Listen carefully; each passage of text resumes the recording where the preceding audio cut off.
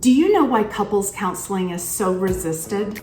Some might say the fear of vulnerability, but what we've seen is the stigma of going carries some level of shame, some judgment to it. Let's talk through the 5 reasons couples won't seek help and see if I can't change your mind.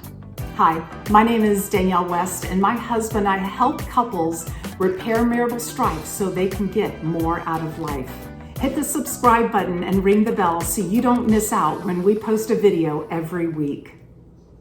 So number 1, fear of vulnerability. Some people may be afraid to open up and share their deepest feelings and concerns with a stranger. And this can be especially true if they've been hurt in the past or if they had a hard time trusting others. I can certainly relate to this fear because I'm naturally skeptical.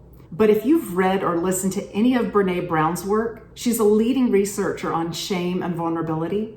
She discovered vulnerability feels weak, so we tend not to be vulnerable in our relationships. But do you know what is received by our partner when we are vulnerable? They see strength. So if you're looking for a time to feel strong so you can be vulnerable, I'm afraid you're going to be waiting for a long time. Accept the fact that it feels weak, but remind yourself, your partner is seeing a strength in you that draws them towards you. Second reason I think couples don't seek out counseling is the stigma of it. Seeking help for relationship problems can still be stigmatized in some cultures or communities.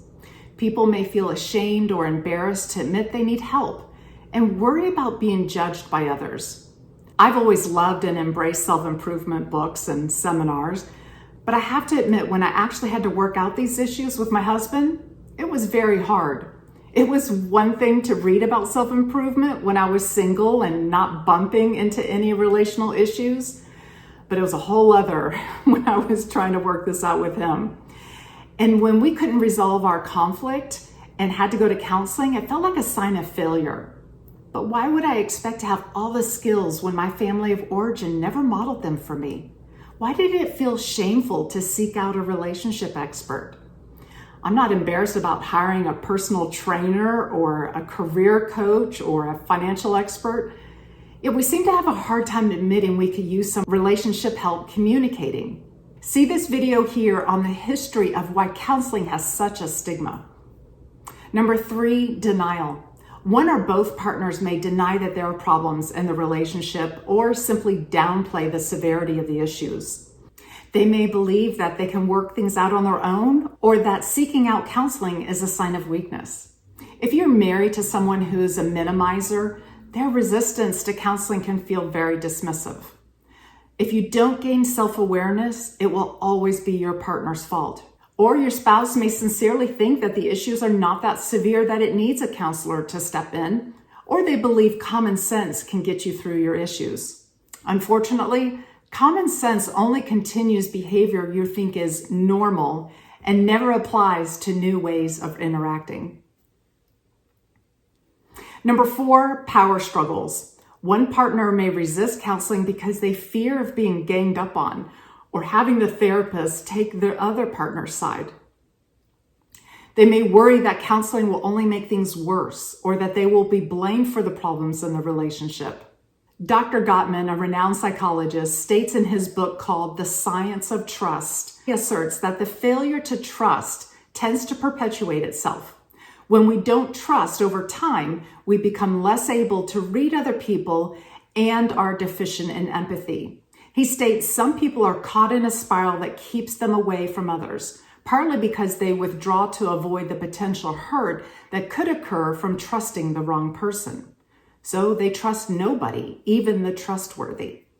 We believe the best way to deal with a spouse who is resistant to counseling is to model the behavior you want to see.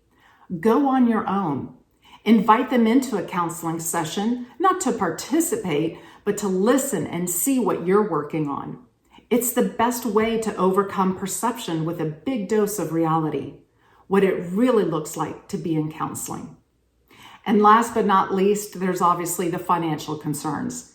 Counseling can be expensive, and some couples may resist it due to concerns about the cost. Working on your marriage will take an investment of energy and time.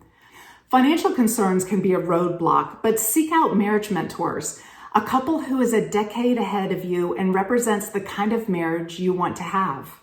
We call ourselves marriage mentors and have been in couples counseling ourselves for 20 years.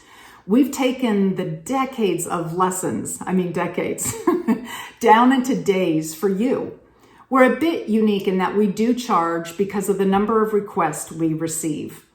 What makes us unique is we can provide a transformative breakthrough for you in just 2 sessions. We've seen it time and time again, even with couples who have gone through intensive couples counseling. We help bring back the hope and peace you might think is out of reach. Ultimately, it's important to remember that seeking help for relationship problems is a sign of strength, not weakness. Skilled and experienced counselors or marriage mentors can provide a safe and supportive environment where both partners can express themselves and work together to improve their relationship. Remember, to have an extraordinary marriage, be intentional. And you are considered the top 1% of being intentional by just simply watching these videos. And if you are interested in learning further about the history of why counseling has such a stigma, watch this video here for more. Thanks so much for watching, and I'll see you in the next video.